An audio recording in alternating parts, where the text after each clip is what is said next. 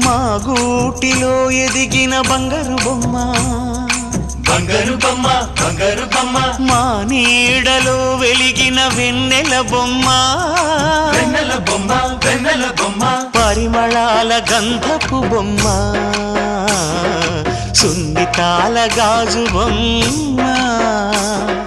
పుట్టి నింట లేత బొమ్మ మెట్టి నింట సీత బొమ్మ ఈ బొమ్మని అత్తింటికి పంపించే ఆనందంలో మాటరాని బొమ్మలమయ్యాము మాటరాని బొమ్మలమయ్యాము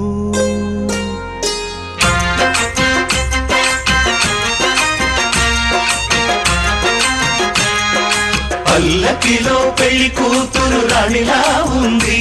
మహారాణిలా ఉంది